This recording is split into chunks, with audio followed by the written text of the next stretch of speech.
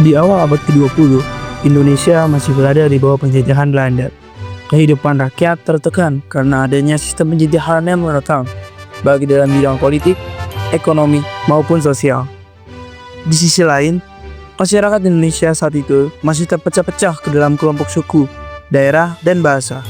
Perjuangan melawan penjajah pun masih berjalan sendiri-sendiri, sehingga belum menunjukkan kekuatan yang besar.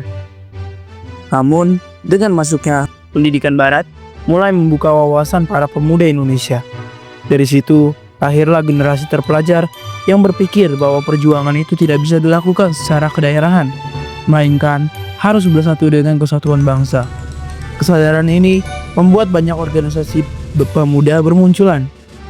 Misalnya, Jong Java, Jong Sumatera, Jong Celebes, Jong Batak, dan lain-lain sebagainya. Awalnya organisasi ini masih bersifat kedaerahan, tetapi lama-kelamaan pemuda Indonesia menyadari pentingnya persatuan nasional. Semangat persatuan ini semakin kuat ketika para pemuda mengadakan Kongres Pemuda I pada tahun 1926. Walaupun hasilnya belum pasti atau konkret, tetapi setidaknya hal tersebut berhasil menumbuhkan rasa kebersamaan antar daerah. Lalu, semangat itu berlanjut pada Kongres Pemuda II yang diadakan pada tanggal 27 hingga 28 Oktober 1928 di Jakarta. Dalam kongres inilah para pemuda dari berbagai organisasi bersepakat untuk mengucapkan ikrar yang kemudian dikenal sebagai Sumpah Pemuda. Ikrar itu berisi pengakuan tentang satu tanah air, satu bangsa, dan satu bahasa, yaitu bahasa Indonesia. Dan bukan hanya ini, tetapi ini yang titik awal dari lahirnya rasa persatuan dan kesatuan bangsa Indonesia yang kemudian menjadi modal penting dalam perjuangan kemerdekaan. Pertama, bertumpah darah yang satu, tanah air Indonesia, menyatakan bahwa semua pemuda-pemudi dari suku, agama, atau daerah manapun berbagi satu tanah air, yaitu Indonesia. Menegaskan persatuan secara geografis bahwa bangsa ini memiliki satu wilayah yang disebut tanah air. Kedua, berbangsa yang satu, bangsa Indonesia, menyatakan persatuan secara identitas. Semua adalah bagian dari bangsa Indonesia.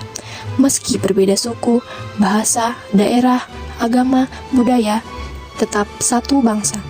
Menguatkan konsep Bhinneka Tunggal Ika. Ketiga, menjunjung bahasa persatuan bahasa Indonesia, menunjukkan bahasa Indonesia sebagai alat pemersatu bangsa, bahwa bahasa bukan hanya alat komunikasi, tapi simbol kebangsaan dan identitas nasional. Sumpah Pemuda menunjukkan bahwa semangat persatuan di tengah keberagaman tetap masih terjadi hingga saat ini. Contohnya adalah saat di akhir bulan Agustus dan awal bulan dari bulan September bukanlah suatu fenomena yang ingin terjadi lagi, tetapi hal itu tercermin dalam perjuangan mahasiswa yang turun ke jalan menuntut keadilan, seperti para pemuda 1928 yang berani bersatu melawan penjajahan.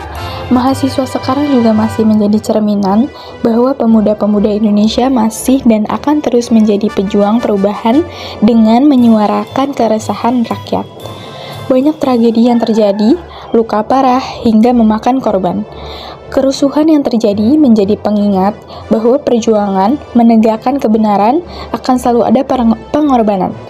Namun, justru itulah yang menguatkan kesadaran sejarah bahwa pemuda selalu punya peran penting dalam menjaga persatuan sekaligus memperjuangkan keadilan demi negara dan masa depannya sendiri.